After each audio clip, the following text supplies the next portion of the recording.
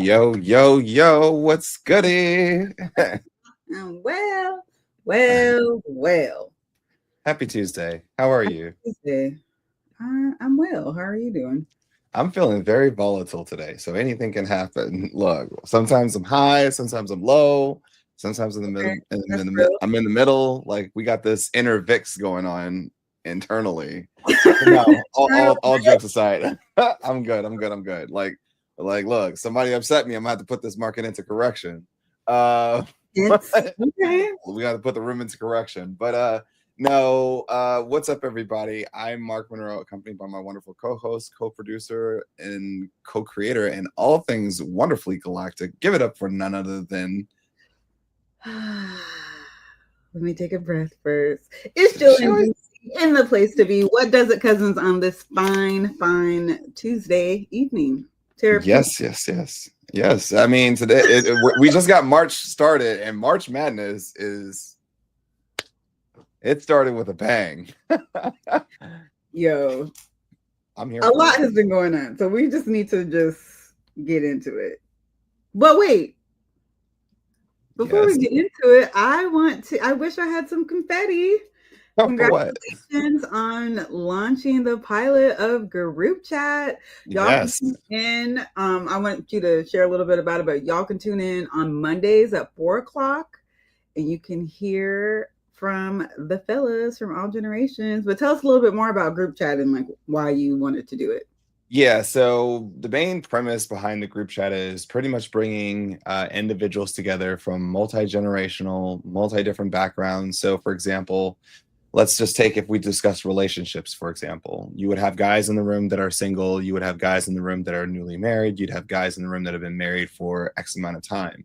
And so you're getting like different vantage points, different perspective, different viewpoints where we can all come together and we can discuss them, some of which we'll agree upon, some of which we won't. But essentially, we can actually have healthy dialogue that actually spurs conversations that go beyond just the television screen or your iPad or your phone, whatever it may be.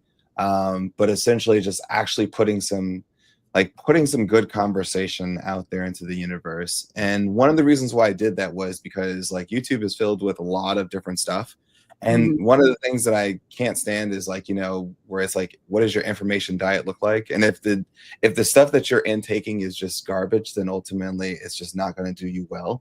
So we wanted to like kind of like change that entire narrative and perspective of one, how is it that people see us as people, as a culture, and then also show that we can actually have truly great conversations and be able to have dialogue. For me personally, I think that it's good because it allows me to step beyond, say, for example, the world of just startups and stock market, which everybody knows of me so well. I want to show another vantage point of me where I can be a little bit more freer to be able to discuss different types of topics. So yeah, that's the group chat. So that's cool that you all will be talking about other things besides just, the market and startups and all that. We love that too, but we also love to hear these other things that y'all are going to be talking about. So that's great. I am super excited about Group Chat, and I love you too. Chat. The chat was very lively in our first episode. There was there were some folks who agree and some folks who disagree, and that's okay. Like it just spurs conversation in which that ultimately we don't always have to see eye to eye, but we can have dope conversation in the process. So I'm excited for episode 2 and to keep it going. The guys, yeah. Okay. So it's going to be pretty cool. The guys are very excited. And of course, I think in the next episode we'll do a little bit more as it pertains to explaining who the panelists are, because I think that a lot of the cousins, they know of some of the individuals, but they don't know the other individuals. So it kind of like allows them to take a peek beyond the curtain. So okay, so it's like the modern day town square. Exactly. Okay. It's given without people throwing vegetables and everything else. Okay. And other things. Really going back then. Well, I'm excited about that, Mark. Congratulations. Tell all the guys. Congratulations to you too. Like we all saw the trailer. The trailer heard around the world for Wealth Rituals season is coming. So I'm very Yes. excited about that. Shout outs to you. Thanks. So we are going to have an 8-week run of Wealth Rituals. We're in the middle of production, but we will wrap production at the end of March, and we will release the first episode on Wednesday, April 2nd, I think at 5 o'clock. I think that's the time that we're sticking with, but it'll be like 8 Wealth Wednesdays in a row. Nice.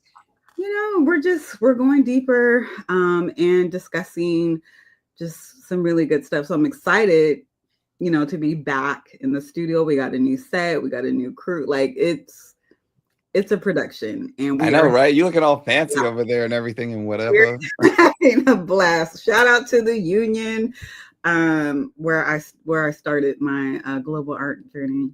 So yeah, I'm really, really excited about it. We have been working hard around the clock with the writing, the editing. Like there's just a lot going on. On Monday, we'll be filming again. So yeah, there's just a lot going on. I'm excited for you all to see it. You too, Mark. So I'm excited. I'll be sitting there with my popcorn and my feet kicked up, like, all right, bet. Well, let's get into what the heck happened today. Let me pull up my second laptop, okay? Well, you gonna make me play one of those meme videos that we got on our screen. But Which one? if I could explain today's market, it would be right. So Trump dropped a tariff bomb essentially, and the market did not take it well, Mark. It just didn't. So here's wait. So the market knew that he was going to drop the tariff bomb. Right. What the market was kind of like teetering in the sense, but then Trudeau came on from Canada, and then that just he was like, oh, you want to light on fire? All right, bet, let's go. Yo, gasoline, napalm, whatever you want to call it, and then ultimately everything went ablaze. So the shout out to our Canadian cousins. Hey y'all. Yeah. Hey y'all. So look, just as a record, we have nothing against any of y'all. So I just want to put that out there. All right. So all jokes aside, so where are we starting off today? What are we going to do? Well, okay. So we have the tariffs, in the background. Yep. Let's just lay it out. So I want to talk about why tariffs matter in this, situation that we're in right now. And then, what's the damage to the economy potentially? If there are any insights from how investors are reacting, we can just look directly at the market for that, unless you have some anecdotes about that. And then I also want to talk about, economic growth and inflation, maybe dabble in a little sector analysis. Okay. Some market outlook, some global economic implications. Okay. And yeah, I think we'll just go. Let's just go for it. Yeah. So let me see. Let me set us up right quick. Okay. So we know that we know how the market reacted today. I mean, it's evidenced by the S&P 500 being down. NASDAQ took a hit. It looked like NVIDIA was trying to claw its way back and get some recovery. But this is not just a bad news day, Mark. It's literally signaling a shift in the market as far as U.S. trade policy goes. And it's going to hit consumers, it's going to hit businesses, and there will also be some global supply chain issues at stake as well. So we definitely got to get into all of that. But at a base level, what all of this means, we'll get into the meat and potatoes of it. But what this really means is that consumers are going to be spending more for groceries and gadgets, period. Yes. Things are going to increase. I had avocado toast today just off GP. I was like, let me just get this in right quick because some avocados are going to rise thanks to tariffs on our neighbors, Mexico and Canada. So there's also tariffs on China, and we'll break that down as well. So yeah. With that being said, Mm-hmm. How bad is this damage looking like? Why do these tariffs matter so much in this So, economy? Let's talk about it. so let's talk about why they matter. Yeah. So tariffs, if you don't know, they're designed by governments in which that they pretty much slap on taxes onto imported goods. So it's designed to protect the like pretty much your home front industry, so countries that are domestic, Mhm. by making like pretty much foreign products and everything else essentially more expensive, and then essentially allowing your domestic companies to really be able to compete and to be able to grow. So like what we've seen in other cases in the past, like for example with steel, where it's like, okay, hey, we saw tariffs on steel, and then essentially like hopefully they were hoping that essentially it would grow the steel industry, to which to a certain degree it did. But at the same token, it was like, well, was it worth it? Because it put on a lot of costs onto the consumer. So, which leads towards the damages in which that it can have, right? Right. Which is like, it's a few things. It's higher cost for everyone because they jack up the price. Like, so when you think about imported goods, and if you slap on a tax, businesses will either eat the cost or essentially they'll push that over to the consumer. And Right. so, and depending on the business's strength and their pricing power, if they don't have those, if they don't sit like, let's say an Apple, right? An Apple has pricing power where Mhm. it can control things and it doesn't have to really worry that heavily as it pertains to the impacts of tariffs in a trade war. I mean, it doesn't say that it's fully exempt, but it's like their pricing power and their supply chain logistics and everything else, it makes it easier for them to navigate. That's that part. But then there's the other part where it's like companies that aren't Apple, where it's like they will be forced, because if not, it eats into their profit margins or it eats into just their overall margins, period, which can ultimately put hindrances as it pertains to the staff, which means that they may have to lay off people because of the fact that they got to stay functional, they got to stay operational, and cash flow is king in any business. So then, of course, it can disrupt the supply chain, because then it's like you have countries that have now been slapped with these tariffs. They have to figure out, okay, hey, one, do I really want to do business with this country, or am I going to look for resources elsewhere if I'm importing them, or if I'm exporting them, am I going to find a different export partner? So it kind of disrupts the supply chain itself, and then ultimately, again, it hurts the consumers because products can get to you a little bit slower. And then on top of that, inventory can also, it can lead towards scarcity. And like I said before, job losses, of course, because of the fact is when things get higher, then essentially if you're a business owner, you're dictated by cash flow. And if your cash flow is significantly being impacted by it, you got to look around and say, okay, hey, who's all expensive? And what is it that I can cut in order to keep my business afloat? And then, of course, it creates market volatility, because, of course, it drives uncertainty for investors, because now investors have to figure out, and what you probably saw today, where investors have to chew on this data to figure out exactly how is this going to impact earnings. And so if we're thinking that it's going to have a impact, whether insignificant or somewhat significant or massively significant, then Mhm. essentially now they have to do a repricing of the shares, which ultimately can lead to a sell-off in the short term, until essentially we start to see exactly how things shake out. And then finally, the last piece there, it can lead towards also global slowdowns, because of course trade wars they shrink world trade. So when countries stop buying goods from another company, then that like literally that takes hits towards each country's economic growth. So again, those are things in which that we start getting into GDP conversations where you can see impacts. And I think that we've been seeing it from Atlanta Fed, where they went from negative 1.5 to then negative 2.5 as it pertains to GDP. So you're starting to see like where some economists are starting to like do some of those early onset calculations. And then now we just have to wait for the data to kind of like funnel itself through. So those are some of the impacts in which, as you can see, as it pertains to impacts from like tariffs. Okay, so if we're looking at it like winners and losers, Mm-hmm. winners in this tariff situation would be who? I mean, Potentially. honestly, I don't like. I would think that honestly, like, especially in like when you're using tariffs as a negotiation tactic, Mhm. um, and I've stated this before as it pertains to like Donald Trump's presidency or President Trump's like his run as president. especially when he used tariffs in the trade war with other countries. It's like one of his most significant tactics is brinkmanship. And if you don't know what brinkmanship, it's a game theory methodology. A lot of things are built based upon game theory. And a lot of businesses, or a lot of times in business, even in politics and even in social aspects, we use game theory all day, every day. And many times you don't even know that we're using it. But in this one particular instance, he's using a game theory tactic called brinkmanship. And in trade wars, brinkmanship can be very, very effective, or it can hurt really, really bad. And here's pretty much the simple definition of brinkmanship. Brinkmanship is taking your adversary all the way to the brink and then compelling them to pull back.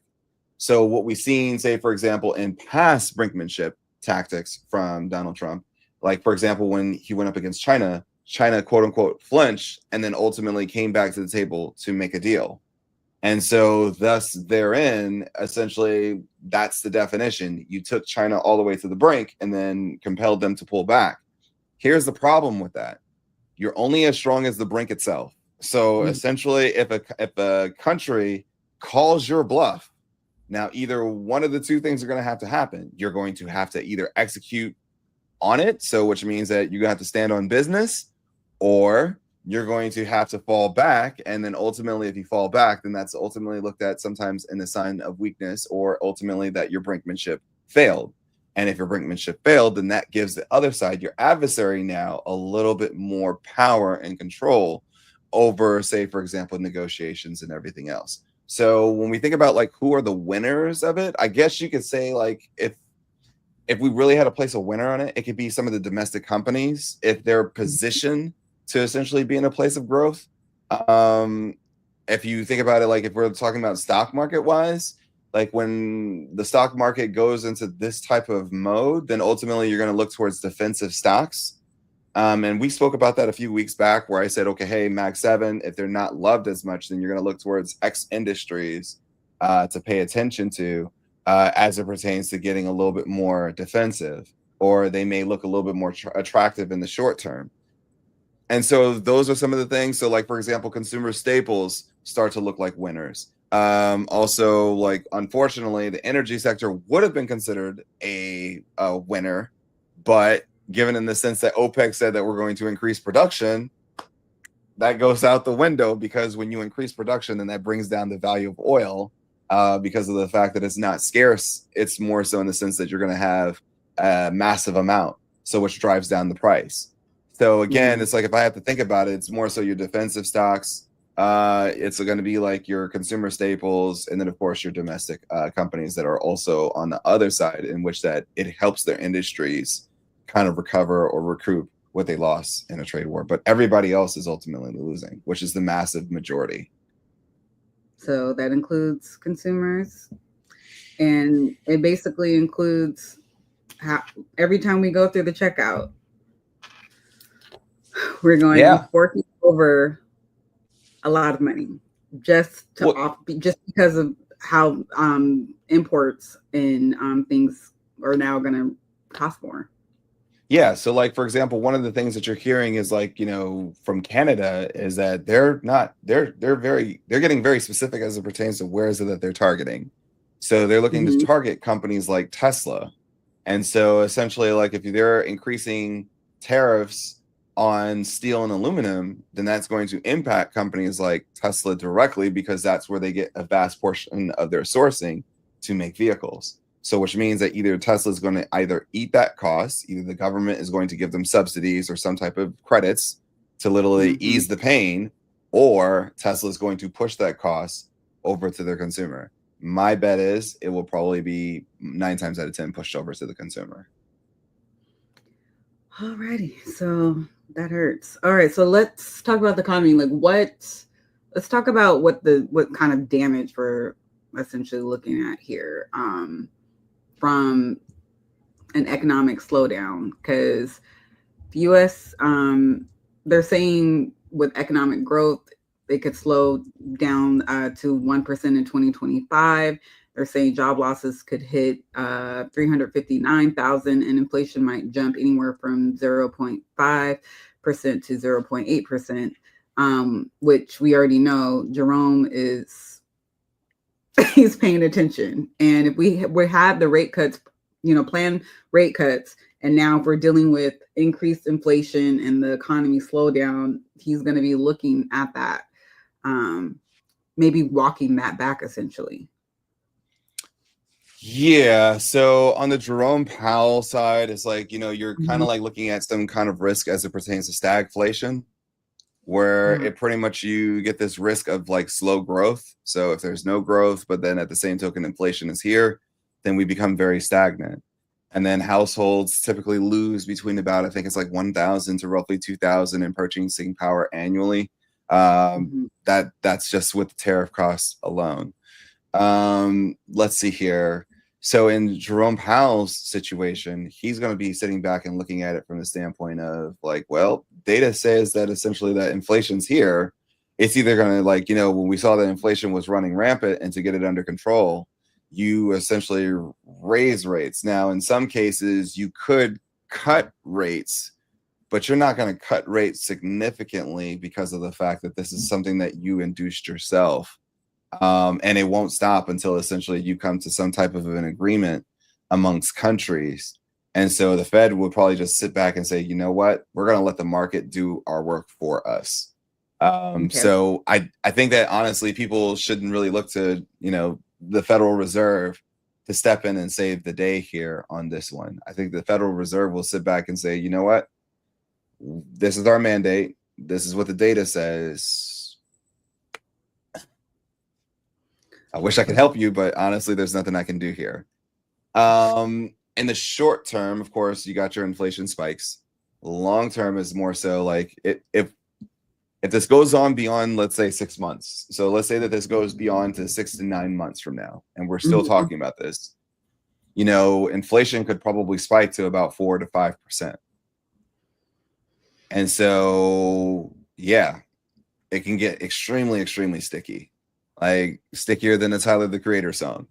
So then on top of that, you also have to worry about the long-term effects in which that'll, again, supply chains like literally start to like literally change over, where essentially they're not as reliant on, say, for example, the existing partners, but they find new trading partners. And now you have to go out and find other trading partners in order to do business with. So again, and then it's like, especially to set up new supply chains, because that's really the name of the game here is really the supply chain itself. That's the main conversation. Any disruption within that supply chain, you get products that come in slower or goods that come in slower, which if they're coming in slower, then that's going to raise the cost because now you're finding yourself in the midst of a scarcity situation because things aren't coming as rapid as they once were. So which means that if it's slow, it's going to cost more. So again, that's not what you want. And then of course, it's like, it can kind of play, and it's like, I kind of have us projected to go into a recession where if the stagflation kind of like still like lingers, we could be staring down the barrel of the United States going into a deep recession. What's that time frame like?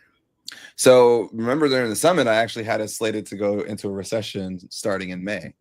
So if this, and mind you, I didn't have any of this like in my notes. Mine was just built upon like if inflation just still remains sticky and it just becomes that aggravation, it's going to tire the consumer out. And I think that the consumer is now starting to become a little bit tired. And then of course it's like I didn't plan for people to be losing their jobs from the federal government. So that's X amount of jobs that are out. You have to wait for them to actually go get other jobs in the private sector if that's where they're going. And it, like I said, it's like there's so many moving pieces that ultimately it just makes it way more of a challenge for like anybody to like really say, okay, hey, well, what's the light out? The light is ultimately being able to, one, establish good trade deals or ultimately come to an agreement. Two, stop firing federal workers because you're going to need them later. And then three, ultimately try to also establish better deals in which that spurs it as a place where companies will want to come back to the US and bring their businesses to the US and bring that revenue into the US. Right now, this is not giving any businesses any reason to say, okay, hey, well, I think I should just pack it up and just like move it on over to the United States right now. No, if I'm the person looking out from the outside, I'm like, it's not safe yet. So going back a little bit, Yeah, to the brinkmanship, it almost seems like it assumes that the brinkmanship is like a 2-player game. it is. So to It's a 2-player game. But in this situation, I see Canada and Mexico really standing firm because the other one's standing firm. So the backing down part just doesn't, it's almost like if you see that there are other people that are doing the same thing, the chances of you backing down are even less, because now it's like a, to give it a recent reference, 20 versus 1, essentially. 20v1, yeah. So I would say, like, think about it like this. Like, imagine we're on a pirate ship, right? And we're on the pirate ship boat of the United States. And all of our captors are now have to walk the plank. Yes. And you're threatening them. Like, each one of those is the countries in which that you're beefing with. Now, they can look side by side and be like, look, man, do they really want to get rid of us because of what we stand for and everything else and what we bring to the table? Do they really want to just like send us off into the deep? And so, yeah, to a certain degree, it's like you can look around, but then at the end of the day, you're going to have to make a decision. You can make a decision based upon what you see from other people. But remember, China ain't Canada. Canada ain't China. Mexico isn't Canada or China. Each one of them have their own set of nuances. So each country is always going to look out in their best interest, of course, and know where they're deficient, know where essentially where they have strength. And I think that that's what we're seeing right now. I think that the countries realize, like, okay, hey, all together as one or all together at the same time. I don't think that this is something that, like, we can look at it in the sense that, we could probably take them. Like, we could probably stand firm, and ultimately they will pull back.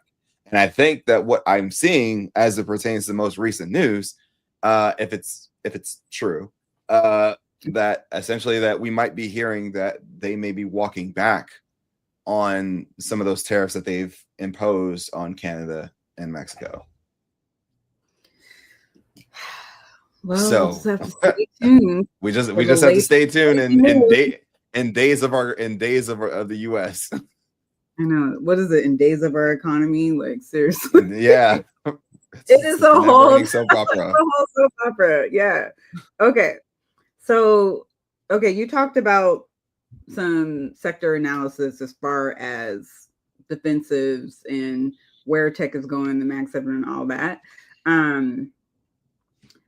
Could you talk a little bit more about, or really break it down, like the impact of the companies that are not like Apple, that have more control of their pricing power, those other companies that don't have pricing power? I mean, what is that percentage, or what is that? I'm just trying to get a visual for how much this could impact our domestic companies. Yeah, so the way that you look at it is that the way that you get to define like who has pricing power is, one, look at the companies that have the strongest amount of cash on their balance sheet, right? I think that's going to be the real thing. Like, if you got cash on your balance sheet, then you can weather any storm. So though that we are looking at Microsoft and everything else, but at the same token, Microsoft has got a ton of cash.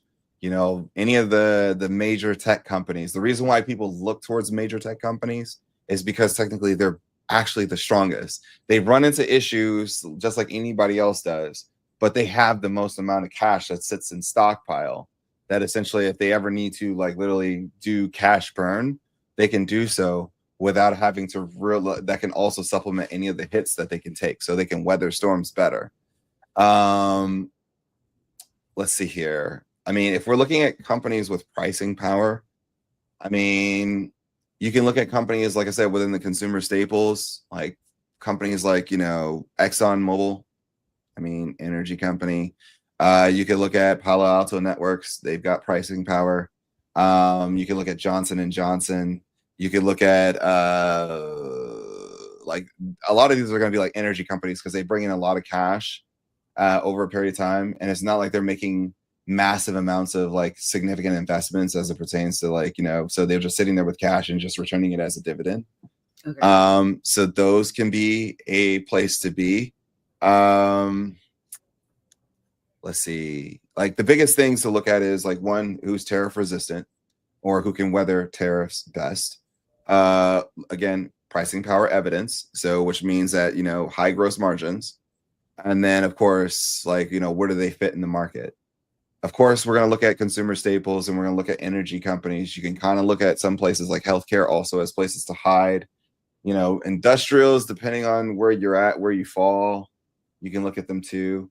But again, you're not going to really look at materials because materials are the things that ultimately goes after. Like those are the things that are like happen to be in the midst of the pricing wars or the trade wars. So yeah, I mean, honestly, if I'm looking at it, I would definitely say like, look to folks that have high gross margins, have a lot of cash to burn, and then also have a strong market fit. Like everybody likes to look at moats. Everybody has a moat until essentially your government steps into play, and then ultimately we're going to see exactly truly how strong your moat is. So yeah, I mean, if I had to look at it, like any company that like, if you compare them towards like use Apple as the rubric because of the fact that it's probably it's the most powerful company on the stock market. And then cross-reference any company that you look at and say, okay, hey, like where do they stack up? Now we know that they won't be like Apple, so don't try to look at their market cap or anything like that, or like $100 billion in revenue. If you want to, then that's all going to be tech companies. If you want to look beyond that, like, you can even look at some of the places like Berkshire Hathaway, like because of the fact that they're invested into everything, as well as like, they're a large conglomerate. They might be able to weather a storm. And if anything, they'll probably be looking for deals. And so if you're looking at that, but Berkshire Hathaway stock is so expensive. But yeah, I would probably say like that would be the rubric that I would look at. Companies like Tesla, I would probably say they're probably going to have a strong amount of short interest. It doesn't mean that they're not going to have folks that are interested in buying the stock because of the fact that it looks cheap now. But at the same token, you got to look at it like this. Well, we have a trade war. What does their revenues look like for the year? So if they were automatically saying that their revenue growth this year was going to be 11% without trade war, well, what does it look like as it pertains to now that a trade war is here? Is it 8%? Is it 5%? And if that's the case, then you're gonna have to look at it in the sense of a haircut. So yeah, that's how I would look at it, Jolene. Okay, thank you. Okay, so moving right along here.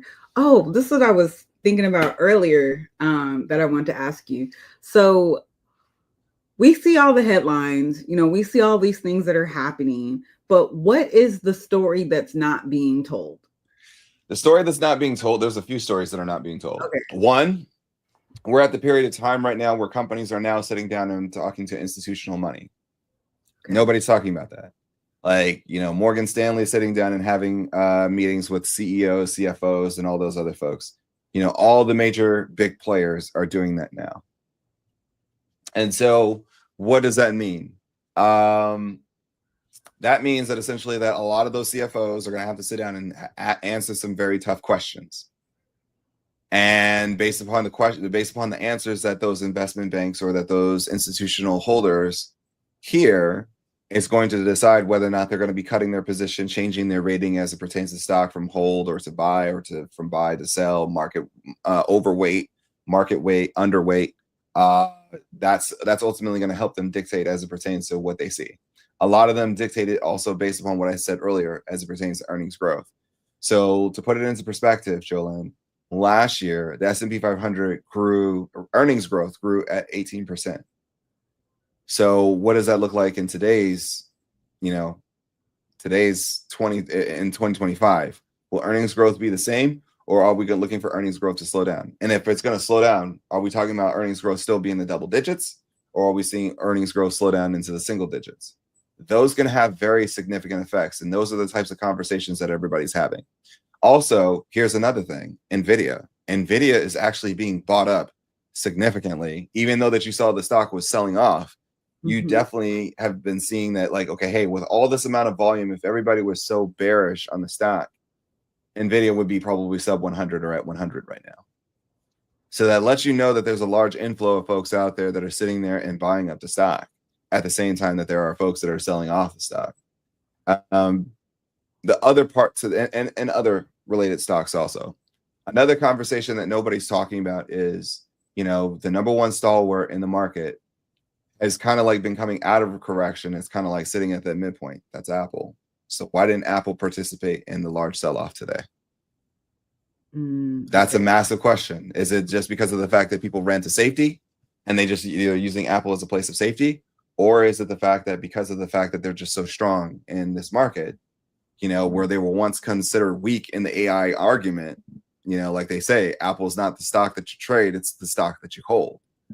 So again, how many other stocks are like that where everybody's saying, okay, hey, I'm not going to trade this stock, I'm just going to hold it. You mentioned the price power, so it's likely that's what folks are doing. Correct. But the areas that will withstand this trade war and tariffs. Yeah. And all. Yeah. And I think the biggest question now is that, okay, hey, you know, how much of this correction, because the NASDAQ dipped into correction today.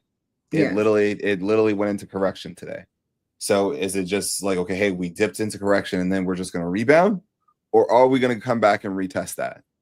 That's going to be the question. Like, that's the number one question that's sitting across. Like, if I looked at my phone today and literally said, okay, hey, like all the messages that were coming my way, you know, it's like, okay, hey, Mark, you know, what's happening? You know, are we going into a deeper correction? Are we going into bear market? You know, what's happening? What's this? Like, where do we go from here? And honestly, that's the number one question. Like, do we go into correction no matter what is coming out of DC? No matter what's coming out of the White House? Or has this given us enough fuel to say, okay, hey, we're going into correction. We probably may dip into bear market. Or is this saying that, okay, hey, we're kind of like moving beyond that. We've absorbed that. And now we're looking to move beyond that and look towards the next 6 to 9 months. So that's the question that that's the number one question that we'll probably receive an answer within the next 2 weeks. So probably around the time of quad witching or March 21st, we will probably know exactly like what the answer is. Okay. And you earlier mentioned May for the recession timeline potentially. Yeah, we're also supposed to be getting some meetings from the Federal Reserve in between time. So everybody's gonna I don't think that nobody has on their bingo card the Federal Reserve cutting rates anytime until June.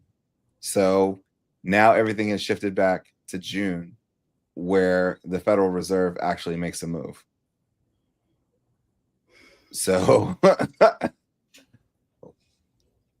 what do you do? Like, that's the number one question. You know, in Trump's first 100 days, I think that his number one thing that he's aiming for is to like literally get some new tax law or some new tax legislation passed that ultimately gives, I think it's like $5,000 or something like that towards every household or every person. God bless. I'm just saying, like, look, the bill's got to get paid somehow, some way, one way or another. So how does the bill get paid? That's going to be the number one question. What's $5,000 to a federal worker who is out of a job? Like, that's nothing. It's this. So there's and that's why. And now you see the point, like, right? Like, there's a lot of questions that don't have answers, and when those questions don't have answers, investors don't like that. Right, the uncertainty of it all. Yeah. Okay. So we should probably get some answers between now and March 21st. And if we don't have an answer if we don't have an answer by March 21st, then that's your answer. But I will say though, I think that we probably will have some type of answer. I think that the markets always endure. I think that markets are ultimately resilient. So I think that we don't really have very much to worry about.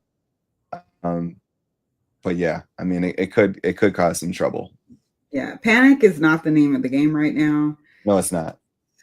The name of the game is really to pay attention to one, where the money is going. So if it looks like it's going towards Apple, then there's a story there that Mark just shared what that means.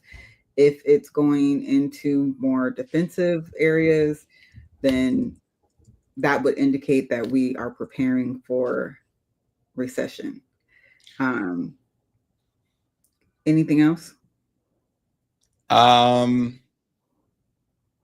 No.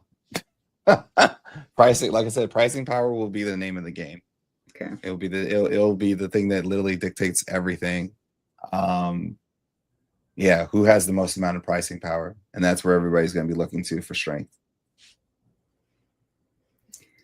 All right, so we can breathe in the meantime. As we wait for the data and not necessarily, emotional VIX, internal VIX and No, volatility. like, look, I mean, I'm probably sure that if the VIX is at 24, everybody's internal VIX is probably at 40. So, I mean, I think that what I can truly say to everybody, if you're at the sound of our voice, just sit back, relax, go touch some grass. like literally just chill out. If you're too antsy, there's nothing wrong with like literally just going straight to cash and just sitting back and wait until the market is more of your speed. It's more of something that you can digest. There's nothing wrong with that. I'd rather individuals, and especially if you're trading, I'd rather you trade in a market in which that you feel confident and comfortable in versus a market in which that you feel highly uncertain in, and then you're just making a bunch of uncertain trades, and then ultimately that's the easiest way for you to lose money. So, that would probably be like my 2 cents, not financial advice, but I mean just my thought process as it pertains to risk management. If you're profitable, you can't lose money taking profit. But again, if it is something in which that you see opportunity within a space, or if you see that a stock has been beaten down so much and you think that, okay, hey, that this isn't going to last forever, which I don't think it's going to do that, then essentially you just have to set your sights on some type of realistic target. And then essentially like, okay, hey, like build your thesis around the target. One of the things that I typically see for especially a lot of new traders out there, like they'll come up with these dope theses, like, which the thesis ultimately plays out over a multi-year span. But they try to apply that same long-term thesis into like a 3-month, 6-month trade. Oh yeah. Which doesn't compute. Like the thing is, as your time horizon changes, so too must your thesis also like fit that time horizon. Like that's one of the main things in which that I see amongst, traders, where they'll literally sit back and tell me everything that the business does and everything else. And I'm like, great. Okay. So what do you expect in the next 3 months? Crickets, silence. What do you expect in the next 6 months? Well, they could do this. No, see, you're trading on a could be. you're trading on a hope and a prayer. What I'm asking you is that, okay, hey, if you're trading over these next 6 months, are you using a technical analysis? And in this economy, like, and under this regime, they could probably say, screw your technical analysis. You could have the greatest setup in technical analysis, and then next you know it changes. So again, it's like, what is your thesis? What do you see as it pertains to sentiment? What do you see as it pertains to market dynamics? What do you see as it pertains to the company? Can they weather the storm? Is it something that investors are willing to weather and still buy it otherwise to essentially like own it? Or do they not feel confident in it? Do they feel a little bit wavering in this specific company or this specific stock? So again, it's like all those things are pretty much at play. All right. Well, you're given us some things to sit back and calmly consider. Yeah. Yeah. It's one of those days, Jolene. It's honestly it's literally one of those days. And it's like, and if you're looking at anything, it's just like you're gonna hear like, okay, here's some, me, I'll always give you guys like some little tidbits here and there. So don't be surprised if you start hearing the conversation going to, oh, I'm nibbling on this or I'm nibbling on that. Like, okay. Like, so which pretty much means that you're starting a position in something, or you're establishing a position, which means that if they're establishing a position in a specific stock or in a specific sector, then that means that they're not going to throw the whole cash hoard towards this position yet. What they're going to do is, because they could potentially still see some downside risk, so which means that they're going to start the position, and then ultimately they're going to say, for example, if it drops further, they're gonna lower their cost basis and buying the position, and then essentially just, okay, hey, I've fulfilled my allotment towards this position, and then essentially I'm gonna just wait for it to ride the elevator for it to recover. And a lot of times in corrections, what makes a lot of folks profitable is that they're literally playing for the downside. That they're playing the downside, and then at the same token, now that they got this 10% correction, 10% corrections don't last forever. And so essentially, or even 15% or even 20% drops, they don't last forever. And so essentially what they're doing is they're using that to establish new positions. And really, you're just getting a beautiful discount. If the company's still going to go forth and thrive over X amount of years, then essentially you just bought it at a 20% discount. That's it when you establish your position. So technically, however you play it, you're profitable. Here's it. Like, I'll give you an example, Jolene. Let's say that, okay, if I'm bearish on the S&P 500, right? If I'm bearish on the S&P 500, and I say, okay, hey, the SPY is going to go to 575, for example, and then I say, okay, hey, I'm going to play a put in the short term for the 575, and if it goes from 580 to, let's say, 565 or 560, right? And then it settles there. Well, I'm very profitable. Now what I can do is I can take that and I can literally roll that same put into a call. So I'm changing the position from a put to a call in the same rolling effect to now, like, okay, hey, I'm going to take this and I'm going to play it towards the upside over X period of time. So let's say over the next 6 months, over this next 6 to 9 months, this is going to be my position. And then essentially I'm just playing it to the same spot in which that where we dropped at. I see that. So you didn't really have to do so much like heavy duty thought process. You played the put to the downside as it pertains to short term risk, and then essentially you just change over the position from put to call, literally going to the upside, and then essentially just going up the escalator in the position over X period of time. That's it. That works. Yeah. So just like I said, there's a million different strategies in which that a person can play. I mean, you can use your puts to literally turn into, like, for example, your long-term leaps. Once you've gotten the return that you got from the short-term downside. I mean, the biggest thing is if you look at it over the long-term period, though, if you're looking at the calendar on a weekly or say, for example, on a monthly basis, we're still in a long-term bull trend. So the bull trend itself is not broken. So now if the market drops 20%, then okay, then now we've broken. The story has changed. Yeah.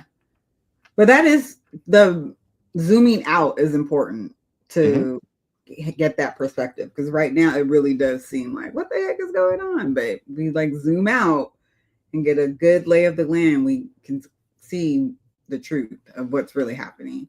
Okay. Well, Mark, I have class soon. I want to eat dinner. But I do want to say, as always, thank you for just the level-headed guidance during these uncertain times. It is really comforting, and I mean, I talk to you all the time, but like still even hearing it, it's still comforting. So thank you for that. Is there anything else you want to say before we shut this thing down? I mean, honestly, like, the best thing I could just say is, like, just keep a level head, everyone. I know that, like, sometimes, like, we kind of get caught in the moment. We all fall prisoner to the moment at times, especially like when it drives with FOMO, or, it's like you're being impacted. And, just understand this, like, everybody around the world is being impacted. It doesn't just like, impact like, just you yourself. It impacts, the businesses that surround you. It impacts the schools around you. It impacts, the government employees that ultimately do their work to make sure that you stay safe. So again, it's like the best thing that you could do is keep a level head. keep a level head and don't fall prisoner to the moment. Stay focused. And then on top of that, in arenas in which that ultimately it's like, if you're one of those individuals that's like, okay, hey, well, Mark, I'm here, I'm safe. There's no such thing as like, dedicated safety. But the thing is like, we're moving, like the market's always shifting. It's always moving. There's always upgrades. So, if you're having any type of fear, like now's the time to really get cracking as it pertains to looking at other opportunities or other arenas in which that, that you can better yourself, learn new skills, that you can apply across, different sectors, just so that way you're not stuck in one particular arena. Because I'm hearing a lot of folks that are out there that have been laid off, and now they're trying to figure out like, okay, hey, well, where do I move from here? Because a vast portion of my career has been here, and they find themselves stuck. So I guess that's the best thing that I can give you as it pertains to like advisory, as it pertains to career and just like mindset wise. Always be looking for what's the next opportunity and also take advantage of it. Like nobody's going to give you anything, like it's not going to happen. You got to go out there and make it happen for yourself. So yeah, that's the best thing I can leave everybody off on. It may sound cheesy to some, but I mean, old things are good things. And that's something that I've learned over the years from people who wish that have walked this earth longer than I have, is just stay level-headed, stay focused, be disciplined, and also don't be afraid to make moves. So yeah, apply it how you see fit. All right. So we'll see you and the crew on Monday. Yep. At about 4 and then I will see you in real life on Monday. Oh yeah, I'll see you on Monday. Yeah. All right. Well, thank you guys for watching. Hopefully you got some good news, and hopefully you got some good data. Hopefully you got some good information, period. I mean, and if you didn't, feel free to voice it in the comments. We always want to hear what you got to say. Please be sure to like, comment, and subscribe if you haven't subscribed yet. But until next time, I'm Mark Monroe. And I'm Jillian GC, in the place to be. And we'll see you guys in the next one. Be safe, y'all. Be cool. Be kind. Peace.